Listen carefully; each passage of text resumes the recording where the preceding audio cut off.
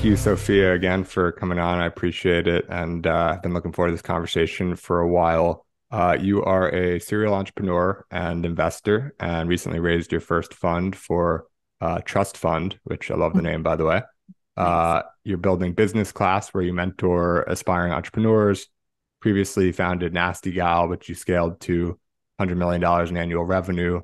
Author of a couple of books, including GIRLBOSS, which became a Netflix series viewed by like 100 million people, I think, plus. So you've done a lot and you're still relatively young and are still, you have a lot more to do, I think. So it's great. And I'm looking forward to the conversation. But for those who aren't familiar and just sort of could use the introduction, you have an amazing story. And I don't know how much detail you want to go into, but I'm here for all of it. So it'd be great Oh, if you could sort of, introduce yourself to the audience. totally. I'll let it rip. Thanks for saying relatively young. I think, something I learned having been this kind of like wonderkind like poster child of entrepreneurship in my 20s and raising 50 million or whatever, I'll get into it, is that you can only be impressive for your age for a while. And it's still awesome to be relatively impressive for my age. But like for everybody listening who's in their 20s, that pressure is like real and it sucks. And don't listen to it. But it's just interesting being on the other side of it. I'm like 39. It's crazy, but Well, it just doesn't really just to be matter. clear, you're super impressive for your relatively young age, not relatively Thanks. impressive for Thanks. your age. Yeah, I don't think about it a lot, but it's kind of like, what? All right. So hello, gentleman and lady. I'm Sophia Amoruso. I am the founder and general partner at Trust Fund, which is a $5 million venture fund investing in B2B businesses. And by B2B, I mean broadly uh, products that live at the application layer where any entrepreneur can log in and accelerate, build, start their business, fund their business. So as an angel investor, I invested in Pipe, which is an example. Passport would be another example of that. And then I've written 3 checks out of the fund now into some awesome companies. One's called Plot, another one's called Gift Shop, and the other one's called Baton Market. So I'm writing 100 to 250K checks into 27 to 30 companies over the next couple years. And I've got amazing LPs like Mark Andreessen and Chris Dixon and Jeff Jordan and Andrew Chen and Jeremy Liu and Paris Hilton and Rob Hayes, and like it's insane. So that's very cool. I never had a trust fund, so I guess I'm building one for myself and the kids I don't have. So I guess I'll just like keep it or something. I don't know what I'm gonna do with it. But I'm going to do a good job, and in 10 years it'll materialize. But so that's what I'm up to right now. I also have an online course for entrepreneurs called Business Class, which I launch twice a year, which is super cool. It's businessclass.co. So I'm really focused on entrepreneurs. And I'll tell you my story. And that story just kind of plays into how I can help founders and my, I guess, value prop as an investor. So I started a company called Nasty Gal when I was 22 years old. My last job was in the lobby of an art school in San Francisco at 79 New Montgomery Street called the Academy of Art College. And I was checking student IDs and having people sign in who didn't have IDs and directing them to the admissions office on the second floor. Prior to that, I worked at a record store, bookstore, photo labs, shoe store, mostly retail, all retail kind of hourly jobs. Starting an eBay store was an attempt to not work for other people, not as an entrepreneur, but to get away from what I really hated. And I thought I was like opting out of capitalism, kind of, and, not whatever, working for the man or something. And, put one foot in front of the other and realized, oh my gosh, when I do better, I make more money and customers are happy. And there's this amazing feedback loop where I get to learn and I get to watch my competitors. And I didn't know what reverse engineering was, but hey, I'm a good copywriter and I'm a good enough photographer and I can curate like vintage clothing that people love. It was a vintage clothing store on eBay, like not that, novel of a concept. So I did that for about a year and a half. It's called Nasty Gal Vintage.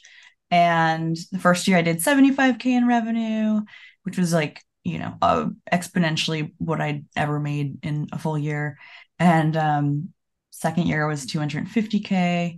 And that was the year that I left eBay, launched my own website, and day one, it just sold out. And I was like, holy shit.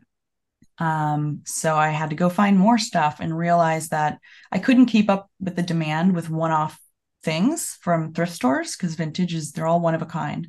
So I started going to trade shows, and that's what really allowed the business to scale because I could take one photo like I did for vintage, but sell 6 dresses or 12 or, eventually hundreds or, I don't know, thousands. Um, and so year 3 did 1.1 million. Year 4, 6.5. Year 5 was 12. And on a run rate, 12-month forward facing run rate of $28 million, totally profitably, owned 100% of the business, didn't even have credit to take on debt. Some investors that I'd never really known a lot about, venture capital investors, started contacting me. And, some reached out and I did my research and I was like, okay, Andreessen looks legit. Lightspeed looks legit. Index looks legit. Greycroft looks legit. And so it was in 2012 that, Jeff Jordan flew to LA to the Nasty Gal offices, Jeremy Liu, and Danny Reimer from Index. And that's when I met Dana Settle from Greycroft.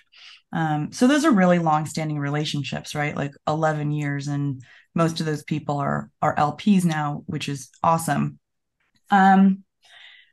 Water break. Mm. And the first money in was 50 million. It was closer to, I think, 60. It was over 2 rounds. I took like 9, and then I was like, let me get to know you. And then, all right, now Index, you own 20% of the company, but I own 80% because the first money in was out of a growth fund. And I had already built a really sizable business. And to everyone else, it was like a freak show. They were like, what? Who is this? How does that happen? It happens because I had constraints financially, and because I didn't go to college, drop out from community college in Sacramento. So my understanding of business was buy things and sell them for more and don't spend all the money. And that I wouldn't have had a business if I was doing anything other than that. So it's really not that special still in my eyes. And that like put me in Forbes magazine. That just became this like, holy shit, rags to riches. Who is this girl? In 2012, 2013. And that was like, Zappos C era was, Net-a-Porter. But none of the direct to consumer businesses that have emerged since and have like, oh my God, they can run their businesses on Shopify. I'm so envious. It was a really kind of interesting, lonely time. And from the 28 million, built it to over 100 million in revenue, burned through a lot of capital, of course, became unprofitable because we raised our finger in the air and we were like, well, this company's, whatever, quadrupling in revenue every year. Let's expect it to do that next year. So I had hired a COO. I had, Index on my board. And I hardly knew how to read financial statements because there was just always money in the bank. It was not, I didn't run the company that way. I had saved $1 million in cash out of the back of my 1987 Volvo, and it was all in the company. And we like put our fingers in the air and we're like, what should our revenue be next year? And we were like, let's round up by 100 million. So, 2012 was like, I think 2012 we were on the upswing to 28. And then we were like, great, let's hire to 100 million or 128, excuse me. So we hired 100 people in a year. It was insane. It was like absolute insanity. I've never worked in an office that my name hasn't been on the lease of. I don't want to say, it's weird to be like, I was at a disadvantage when such amazing things are happening. And it was very charming and serendipitous, this like American dream kind of rags to rich story. But the speed at which it happened was like, the hockey stick was like steeper than my learning curve, and I can learn pretty quickly. And for anybody listening who's like doesn't have experience at all in anything, has never worked for anybody or even know what leaderships look like, I recommend that you go at least have an understanding of what that looks like, because you're going to be a shitty leader if you haven't done it. Or maybe you'll just be like a special young empathetic person who gets it for some reason. But I wasn't that person. Um, During this time in 2014, I wrote a book called Girl Boss. Hashtag Girl Boss. It's been 10 years since I wrote it, 9 years since it was published, and it catapulted to the New York Times bestseller list. It spent 18 weeks there. It was a year after Lean In was published, Sheryl Sandberg's big book, which was, a woman with a pedigree speaking to career women in the corporate world, which I didn't relate to, and my friends didn't relate to, and I knew my customers didn't relate to. And this book kind of threw a wrench in the business book section. The Washington Post called it Lean In for Misfits. And it's an entertaining story of me trying to be like a crusty anarchist and like dumpster diving and going to anarchist book fairs and hitchhiking from Sacramento to Olympia, Washington, to being like, wow, I have freedom when I make money. Nobody's going to hassle me. I can control my life. This is crazy, which everybody else like gets out of college and knows inherently, but I do things the hard way. And that was just like a crazy, crazy, crazy phenomenon, which just put me even more in the public eye in this like really freakish way. And the book sold 500,000 copies, and the hashtag, has been used over, I don't know what, 25 million times on Instagram. And it became this calling card for this like zeitgeist of women who identified with it and were like, I'm a girl boss, because they'd never seen a woman in her 20s who didn't have a big education, who didn't go, who didn't start her job in a, huge tech company, who didn't have rich parents, start a business and scale it to the scale I was able to with Nasty Gal. And it gave license to and inspired, the 99% of us out there who've got like a trial account to Squarespace and we don't know if we want to pay for it once the trial period is up. Those are the entrepreneurs. And while, the people who are on this podcast and I, make the noise and get on the lists or whatever, raise the money, the majority of entrepreneurs like aren't those people. And the woman who does eyebrows is an entrepreneur. The ceramicist is an entrepreneur. At this point, I think everyone is an entrepreneur. And with Trust Fund, I'm investing in products that are for entrepreneurs, but I consider them consumer products because I was the consumer of eBay. I didn't approach the platform I used with an RFP. The people using, Squarespace and Shopify are, making decisions in a lot of ways based on the brand, and they don't even know what SaaS is. So that's kind of the headset I come from, which gives me this weird kind of plebeian advantage. So the book happened, whatever, I don't know, Nasty Gal happened for 10 years from like 22 to 32. And that was a great run. The beginning of like 2015, I hired a CEO because I just hated that job. And I don't think I hired the right profile. I hired someone I absolutely loved. She was a merchant and a product person, incredibly incredible, like taste level and super special person. And Nasty Gal happened for a couple years later, couple years longer. And at the end of 2016, kind of went kerplunk because we had done over 100 million in revenue, but our investors, to raise money again would have wanted us to have like $1 billion valuation and a markup that looked great to their LPs. And, for them to take a down round looks worse than, keeping, the investment at like whatever at cost. And fundraising just became really hard because Index didn't want to continue investing. Fashion e-com was like, it was like Beach Mint, One Kings Lane era, like direct to consumer. It was called e-commerce. It wasn't called like direct to consumer. And so investing in like fashion e-com businesses wasn't really is on trend and had become a little less favorable. And, the private equity guys who would have bought us or, invested in the company and been like strategic apparel investors weren't going to be willing to pay a multiple of $350 million. And when we were doing 100 million in revenue, the comps are just different in that world. And 200 million or whatever it might have been was just not good enough for my investors. And while I owned 80% of the company and, controlled the board, there's stuff that happens behind the scenes that I think kind of like cock blocked my opportunity to raise money. And ultimately, Nasty Gal went through a series of Hail Marys, an urban retailer of outfitter of clothing offered over $400 million for the business, which would have made me, I don't know what, over like 280 million, 300, whatever, a lot. It was on paper, I was worth so much money. And I turned it down at the advice of my investors. And that's not to blame anybody. I was just really young and naive and took a lot of advice. And so after that, there was like a series of Hail Marys.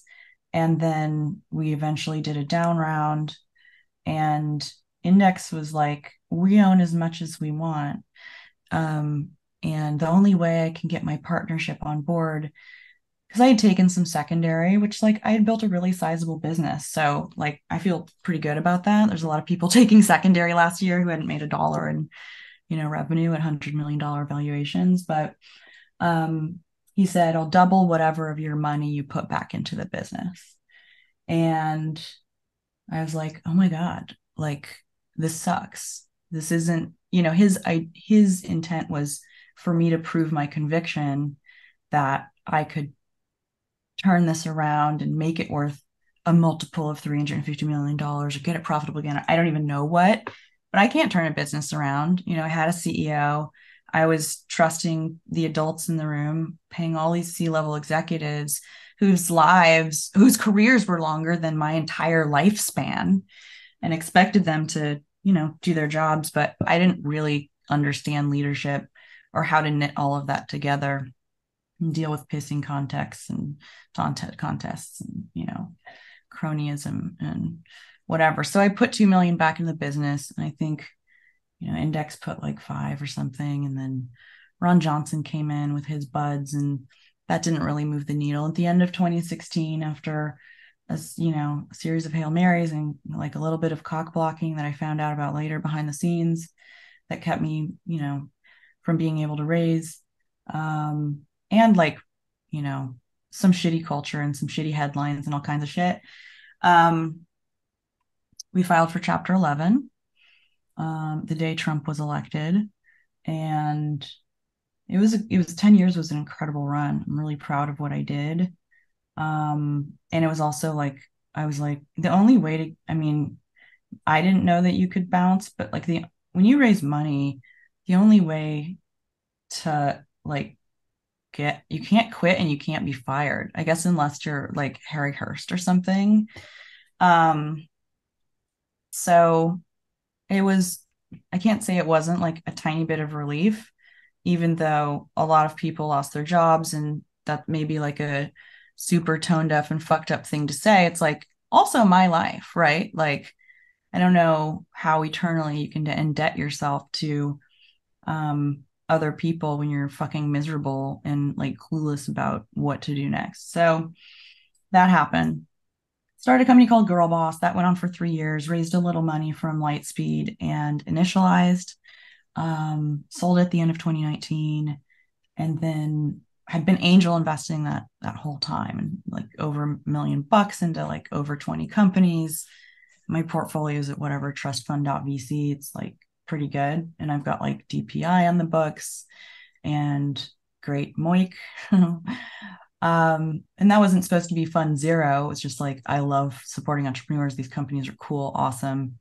And started this thing called Business Class. It's this like amazing course for entrepreneurs, and decided to start a fund last year, and then went out in January of this year, 2023, and announced in TechCrunch that I was fundraising in public and raising $5 million, but and had all these amazing LPs on board, like the ones I mentioned earlier, and said, look, if anybody wants to invest between 2 and 20K, I'm taking applications and I'm able to take up to 249 checks as long as my fund is under $10 million. And so within a few weeks, I had over 1,000 applications and $6.5 million of like tiny checks that people wanted to write, which was awesome. And I've taken, I don't know what, 50 or 75 of them, and I'll take some more, but the minimum is like 50K for individuals and 250K for like rich people that I meet. Don't tell them. Mm.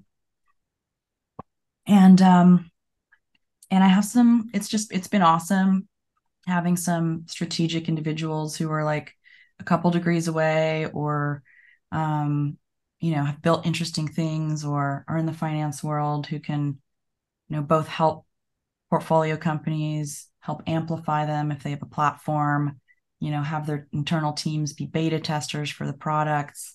There's a lot of advantage to having strategic folks on the cap table who aren't, traditional investors. And since then, I have over 4 million signed for, over 5 committed, and I'm still kind of like noodling, taking super qualified calls with people. But I don't want to like go job interview with like institutional investors, because that's just not who's going to get what I'm doing, at least for fund one. And I am just kind of unemployable and I don't know how to answer their questions. So here we are. I'm talking on a quite legitimate venture-ish focused podcast with Jake. And we've now reached June of 2023. I guess I left out there's a Netflix series and whatever, like Charlize Theron produced it and went for one season. It's called GIRLBOSS, and there's a girl in San Francisco named Sophia starting an eBay store called Nasty Gal, which was super weird. That's my story. You almost forgot that little Netflix series that like 100 million people watched at I the end. mean, in every language. It's the whole thing is like, it's like, wait, that happened? Like, I wake up every day and I'm like, I want coffee. And then I say this out loud and I'm like, fuck, do I even want to like remember? But it was like the best, right? It was like the best. It was so fun. And this is fun too. Well, thank you. And for a couple of things. First of all, for coming on in the first place, but for telling your story and for making my job spectacularly easy. I just like to sit and listen to your amazing story, and I'm fortunate to ask a few questions afterwards and let people listen.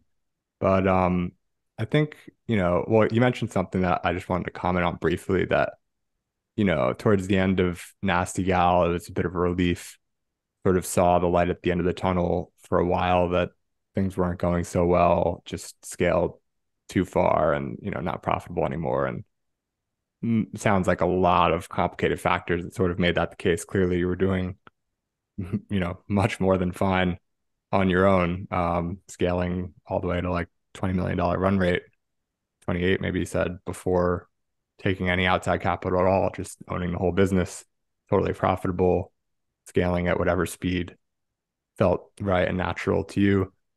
And feeling like a little bit bad when you had to close the doors, that like, a lot of people lost their jobs, but not like super bad, Really bad. because, it's like your life and you've I got mean, to I felt super bad, but I was also like, you know, you got to do what you got to do. And the other thing that I just wanted to like sort of contrast against that though is like one of the things before we even got on that was just like crazy to me, and doing prep and diligence and everything, is like imagining the number of women. I'm sure there's, some men as well, but obviously, largely female audience of sort of those like want to be entrepreneurs, not want to be in like a negative way, but people, who are aspiring to do something where they're working more independently rather than, quote unquote for the man. And like just not having any examples. I mean, even, men who like, yeah, there's like tons of successful founders and entrepreneurs, but the vast majority of people are not those people. Like the vast majority of people are working for the man. And so you look around you and the examples are far and few between of the entrepreneur who decided to go against the grain versus the person who's taking a salary. Not that there's anything wrong with that, but like just is what it is. And on, for women, it's just even more extreme. And you're able to set that example and then, be very transparent all along the way. And like, yeah, it sort of like blew up at the end, but like it was a crazy ride and like an incredibly successful ride. And then writing Girl Boss afterwards, like I can't imagine like degrees of magnitude, orders of magnitude rather, more people must have been inspired to like start businesses and like just take the leap in life versus, I don't know what, a couple hundred people, not to like Mhm. marginalize it or anything, but what like a couple hundred people probably lost their job. And like, I can't imagine how many tens, hundreds of thousands of people have sort of benefited from all this that you've done. So I wouldn't Yeah. feel bad about it at all. But sort of rewinding back a little bit earlier, I'm curious, like you sort of go through pretty quickly the early days of Nasty Gal, like 250K or 75K, I think in the first year, 250 in the second, $1 million in revenue in the third year. Like that's super non-trivial. Like that, especially, back then there was no Shopify, No. B2C businesses like weren't a thing. Um, there was just like basically no anything. You're just like No. writing the playbook yourself. Like rubbing two sticks together, like hard coding an add to cart button onto a product detail page. And like, there's not even fucking Google Docs or Slack or, I mean, I think we use like Gmail chat maybe for sure. But like to build a shopping app, I had to have a team of engineers and product designers because like, again, that there was no front end that made it easy to do ecom. Um, it was wild. And like, so before you had to hire, 100 people in a year or some ridiculous pace, you were doing a lot of things right. And you said like, it was, buying product and selling it for more than you bought it for and not spending recklessly. It was like a pretty simple formula, but obviously like it's not that simple. I think people tend to, I mean, it can be that simple in your mind and that can work, but executing on it well, there's a reason, everyone's not out here, creating $28 million, eventually $100 million run rate businesses. It's like extremely hard and you have to get a lot of things right.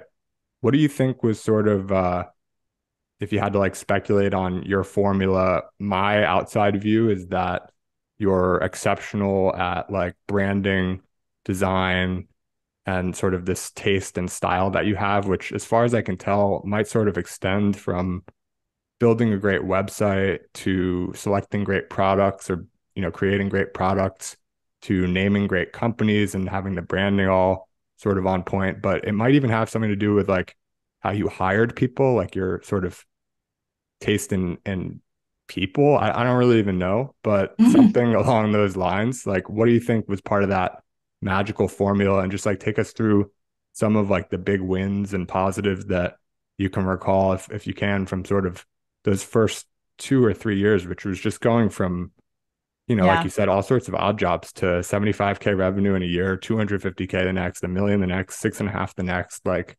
crazy, crazy success. Yeah.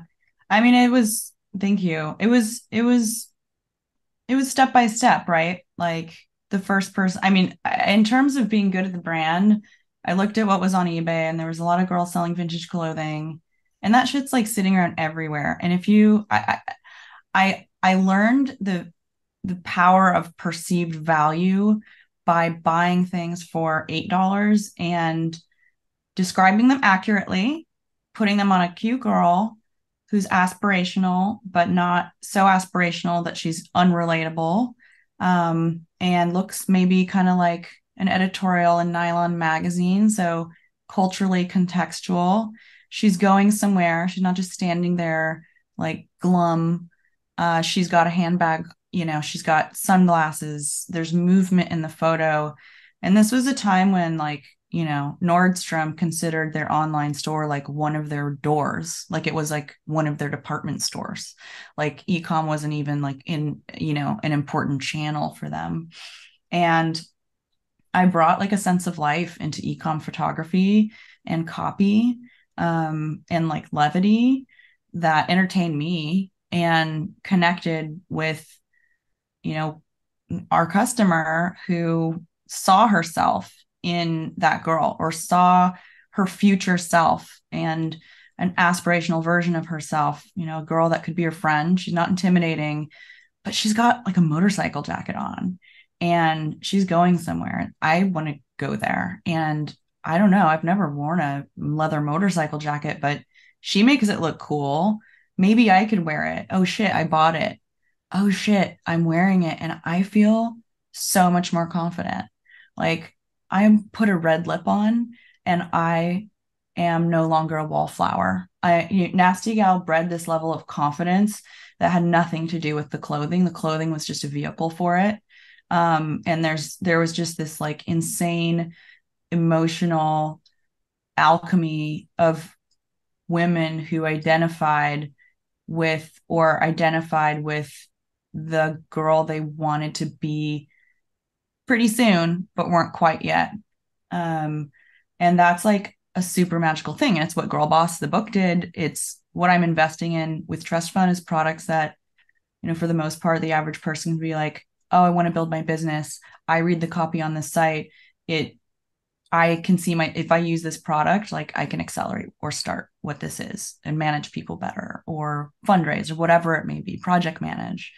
And to me, that like consumer application or the consumer headset and that level of aspiration is the throughput in everything that I've done. And I don't know where that came from. I think it's just like, this is what I would have wanted. And with the products I'm investing in, like I stared, like you said, like I stared into the void, in this wild west of ecom with like like nothing, and so I felt every pain point that a founder either at, the SMB bootstrappy level or, a venture back founder who's scaling experiences. And I've watched all these products emerge that help them and enviously. And because of that, have this kind of unique perspective on what they need, both the, founder who has a great background, went to a great school, they're going to encounter the same stuff. But I think what's especially powerful is this like founder out there who's like, am I a business person or am I just, let's give this a shot, and is figuring it out as they go. And they're not a traditional business person because they're freelancers or creators or solopreneurs or service providers. And I understand what needs to be demystified for the average person. And I think that demystification was something that I did with style for Nasty Gal and, with this, I guess, aspirational yet relatable picture of this like goofy drop loser who like figured it out and started this eBay store and got really far. I don't know. Like I like laughing at like words and stuff. So naming stuff has always just been super fun and often like rooted in culture. So, I never hired an agency to name a business. I was so envious and kind of angry when, I guess, resentful is like maybe that word, when like Red Antler emerged and these like, because when I was in the Bay Area, you couldn't hire a graphic designer who didn't just do like straight up silver and white like product design. There was like very little like brand design. And I was so proud of like what I'd done because it emerged from like my cultural references and things that mattered to me and my understanding of culture. And now someone, who's like, let's sell a mattress could just like buy it, whatever. And so Nasty Gal was named after an album by a woman named Betty Davis, who was this amazing funk singer, was married to Miles Davis, was allegedly too wild for him. So that didn't last long. She had a song in an album called Nasty Gal. And then GIRLBOSS, there's this like relatively obscure genre of 70s film called Pinky Violence. And Tarantino has like borrowed a lot from it. And it's very specifically women, it's like female revenge films and like women like street fighting and like women in jail, like breaking out of jail. And it's really fun. And it's like really cool, like Japanese women with like insane style. And there's one called Girl Boss Gorilla. like GUE, Girla. And I just like loved the name. So I was like, cool, name my book Girl Boss. There was never another name for Girl Boss. And business class is a double entendre because it's like, yeah, it's descriptive. But if you go on our website, you see me dressed like a Pan Am flight attendant and everything. Like the modules are called flights and the like lessons are called legs and our community is called the lounge and it runs for 10 weeks, but there are 3 layovers, which are like catch up weeks. It's just like endless fun. I just love it. It just like entertains me. If you're going to do this stuff, you might as well entertain yourself. Yeah, it's this like combination of the like you just described a business class, the intricacy, I guess, of like you take this top level name and then build the whole thing around it. Like there's no inherent reason why a class for entrepreneurs needs to be associated with like flying or anything, but you came up with the name and you liked it and it's ironic and it works. And then it just so happens that like legs and flights and layovers, you make them all work in a way that's like so seamless. And then like people, go to the website and like I know it's trustfund.vc, business class. What's the domain for that one? Businessclass.co. Businessclass.co. Like any of these, Sophia's personal website, like they're just like so clean and pleasant. And that's just like the website design. But when you were talking about the photography on, some of the early items you were selling, like you can hear it right away, like all these different elements that you're describing, all the thought that went into it, like the details. I sometimes am like sort of have conflicting thoughts on this because just like the sort of the level of detail that's worthwhile going into, you have like sort of the Steve Jobs quote of like, you know, make sure the back of the dresser looks good, even though no one's ever going to see it. So then he makes like the inside of the computer, the desktop computer, like everyone from Apple signs in. It's like very nice because it doesn't matter if no one's ever going to see it. You just sort of do everything, every little detail with like excellence. And then that sort of leads to like an excellent overall thing. And that's like sort of what I'm reminded by the way you're describing these photographs. But then on the other side of things, there's like, well, sometimes perfection is like the enemy of done and like you just Mhm. sort of need to get it out. And there's like this everlasting balance between these two things that I think about. But It's definitely really when hard. And yeah, it's sorry, go ahead. I was just gonna say definitely when you do like it's hard not to respect the people who do go down into the dirty details and just get every single little thing as great as they can. And then eventually obviously you have to pull the trigger and ship it. Those are always sort of admirable perspectives to hear. Yeah. And I still do it. Like every word on the business class website, I wrote like every word of copy. Um, you asked about scaling it and hiring people. And, when you're playing in culture, it can be super dangerous to hire quote unquote cool people because they're working with like accountants and they're working with digital marketing people. And those people aren't, at least don't think they're as creative or don't have the same kind of creative roles. And what happened at Nasty Gals became this kind of like have and have nots of like what's cool. And people threw it around as a weapon. Like Sophia wouldn't have liked that. Like things like that would happen when I wasn't in the room, which I never like, co-signed on. Which made other people feel really shitty. And it was way too late that we put together a brand book that was like, here it is. There's this objective thing that we can now all point at. And that's the brand. It's not me. It's not you. Like we can all hold each other accountable because it's that. And when you don't have that and it's really nebulous and it can be, and it's, yeah, when it's subjective, it can be like a really dangerous thing. Yeah, I think it's hard to like, I mean, I don't know from experience of building like a large culture or anything, but just as an observer, it seems extremely hard to like, every culture kind of is toxic, I think to some degree. Maybe that's like a really hot take, but like, you look at the largest levels, like our country, it's like pretty toxic situation going on. You look at like small companies, there's like founder disagreements that like kill many of these early stage startups. Um, just like really seems like a very difficult problem. And I think amazing cultures tend to be like fleeting by nature. And maybe you had that in the early days of Nasty Gal. And that alone is like quite an achievement, I think. But um, I know we're kind of coming up on time, Mm. you know, it's been great going on what we've gone on so far, but we haven't talked about your fund at all. And I want to make sure if there's some you know, wealthy individuals listening in that they're well aware of what you're doing there. So you sort of alluded to it earlier, some great LPs um raising several million dollars and have that community raise as a part of it, which is really cool.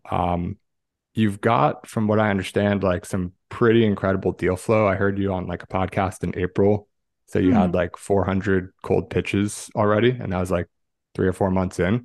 So with all this deal flow, like, you know, you've got, like you said, plenty of interest in investing in the fund, and you're just kind of being conservative from the beginning to not raise more than you feel comfortable deploying and sort of being able to learn and then Yeah. scaling with the next one sort of as you feel comfortable.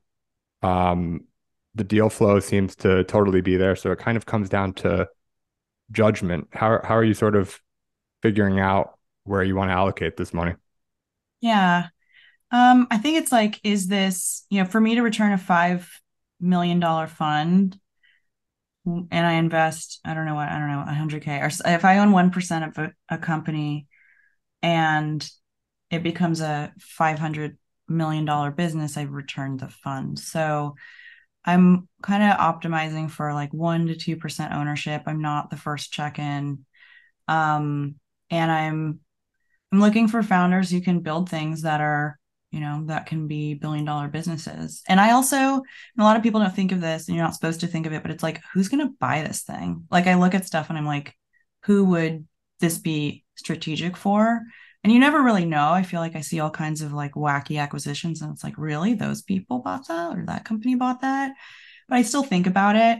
Um, a $5 million fund, people would assume I'm investing like entirely at pre-seed, like, $1 million rounds at like 8 million post or 10 or something.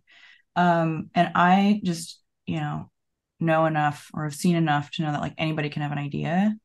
Um, if and so I'm investing like almost exclusively at seed, which means I'll own less, but I also feel more confident in what I'm investing in. I also often have top tier funds alongside me at seed, which you don't have as much at pre-seed. That like to a certain extent, like of course I'm not like a follower, but you know, accrue capital is going to see like all the fintech deals. And they're going to invest in the best ones, and they're going to be like, oh, I've seen 10 of these. Like, I don't see all of them. There's one of me, I don't Mhm. have like a fintech partner and a, you know, whatever, a marketplace expert. Like, I'm investing in all of this stuff. And so, there's a bit of me that relies on that cosign. Um, I, look for founders who have operated in the area they're investing or have felt the pain points of the end user. I also like to feel the pain point of the end user and have that level of empathy. So I can empathize with the founder I'm investing in, and then also because I've done it, but also and understand like the use case of the product. And then ultimately what I consider their consumer, and not, yes, it's a business, but a lot of freelancers aren't thinking about, like I said earlier. Um, if I love second time entrepreneurs, like who doesn't?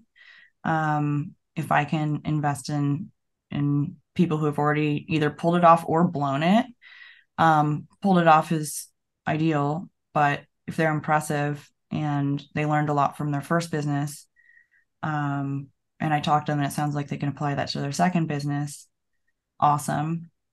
Um, and companies that like ultimately, yeah, I can make an impact on in like internally, personally, because of my experience and network and ability to like make introductions and all that stuff, but also amplify. So it's not really relevant for me to amplify, I don't know what, some dev tool to the million people who follow me across social, which is like an awesome asset to have as an investor. But were I to invest in Notion, I would like my audience would be like fuck yeah. So to give you an idea of like this GP market fit that I've found, um, I've been approached by, SurveyMonkey and Notion and SoFi, who I worked with, which is, B2C, but still fintech in the last 6 months, who are like, hey, can we pay you to like evangelize our products on your social channel? So they got like marketing teams doing research. And it's not fashion companies coming to me. And I don't think the people who follow me care as much about fashion. Like, they want to, they're like 30, 35, whatever. They want to build shit and buy a house, right? Um, so that gave me a lot of confidence because I thought that was what the people who followed me like and what I have some expertise in, but marketing teams agreeing is awesome. And then what was I gonna say? Um, I don't know. I don't know. Well, that's a good enough pitch for a lot of people, I think. And I think Awesome.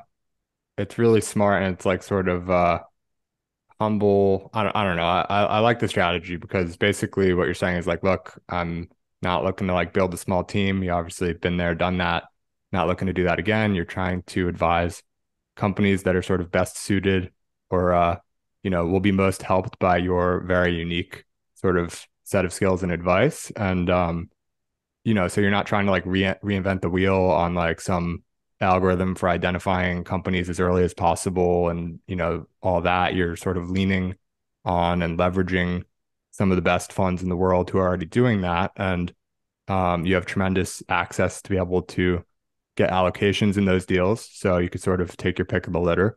And then I don't think, if I'm sort of understanding right, like what you care about, what's fun for you is not like diligencing deals, it's helping founders and with the problems that you've been through firsthand and want to help other people avoid or mitigate to the best that they can. So sounds really exciting. And I guess in closing, because we're over on time, but I really appreciate you coming on. It's been awesome talking with you. And before this, even just you know, listening to other podcasts that you've been on and reading some of the stuff you've written, it's an awesome story, and I appreciate you coming on and sharing it. But where can people go to, if they are interested in maybe looking at trust fund to invest in their Yeah. company or to invest in trust fund as an LP? Where do Yeah. you want to send people? It would be trustfund.vc. We've got a link for pitches. We got a link for people to apply as like LPs. Um, and then, you can go, I'm sure a lot of people listening have got like degrees of connection in my network. Twitter works, it's like you contacted me on Twitter. I've made such awesome relationships on Twitter over the last year. And then like Instagram, I'm at Sophia Amoruso, whatever, Twitter, same, whatever. And then I think, one thing that you kind of referred to was like, I just wrote my first LP update. It's Q2 23, so it may not be relevant later, but I also made that public. And so you could link that in the show notes, and it's like really fun and visual, and like I loved writing it. So that might be an interesting place for people to poke around. Yeah, I read that and I will link that. And I appreciate you linking this podcast as an upcoming podcast that you were going to go on. So thank you for doing Yeah, that. And thank you for coming on. It's been awesome talking with you and hope to keep in touch. you too.